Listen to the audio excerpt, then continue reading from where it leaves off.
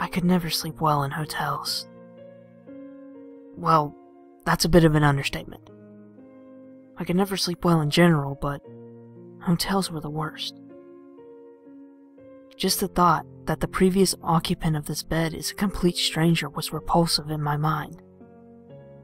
But that's beside the point. What I'm getting at is how this lack of sleep in hotels changed my life. It was Christmas. We were spending Christmas in a crap hotel and not with family. Great. Don't get me wrong, it's not like I didn't enjoy the all-you-can-eat buffet of soggy hash browns and grits for Christmas Eve dinner. Of course, the first snow of the season had to cancel our flight down to Virginia. It was Christmas Eve, and I was trying to get some sleep in this bleach-saturated room. My mind's wandering what happened in here to cause such an excessive amount of bleach to be used. The room was nothing out of the ordinary. 2 beds, one for me and my dad, another for my sister and my mom. A bathroom, and a stained microwave that looked in need of a good dusting. Somehow I escaped the room and the stench of bleach into a dreamless sleep. Waking up, I could tell it was the early morning. My dad was snoring next to me, and he usually wakes up before 4 a.m. That's when it hit me. It's Christmas, and I was about to let this bad fortune ruin my favorite holiday. Looking across the bed at the clock to check the time is when I noticed it. The silhouette of a man, about 6'3", across the room, staring at my mom's sleep. Still half asleep and caught up in the moment, I couldn't help but thinking, it's Santa Claus. I realized how stupid the thought was, and horror soon filled my head. I choked back a shriek. I knew I couldn't let him see me awake, so I quietly put my head back down, pretending to sleep. My mind was racing. Someone was in my room, and I couldn't do anything. I was a scrawny 16-year-old, and this man looked built like an ox. I wondered if I could wake my dad up in time, but I knew that wouldn't work. He slept like a rock. A bucket of ice-cold water couldn't get him up fast enough. I was practically in tears. I never felt so helpless. For a second time, I choked back a scream. He was standing right next to me. I could feel and hear his repulsive breath on my face. It smelled like he'd been eating rotten meat for a week with no thought to brush his teeth. If he didn't know I was awake before, surely he did now. Seeing my face was contorted in fear.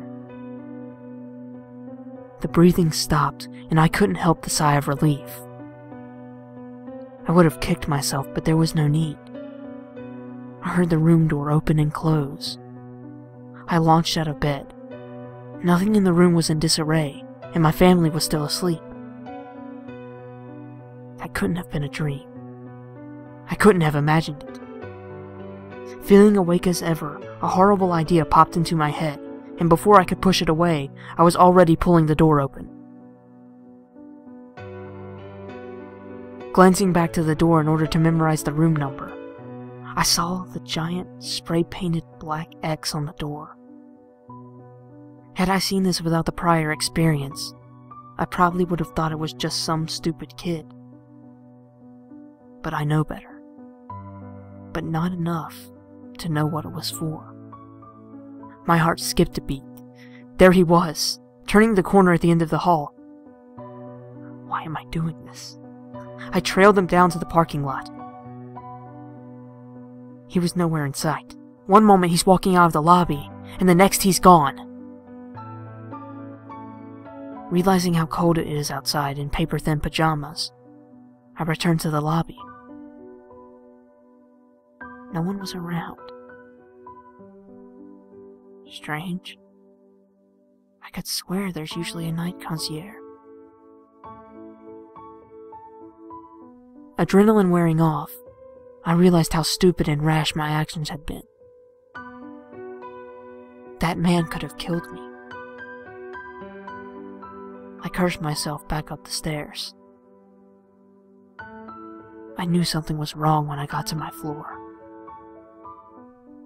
The door to my room was wide open. I hadn't left it that way, right? I walked inside, and after a quick search of the room, I determined it safe, and my family was still asleep.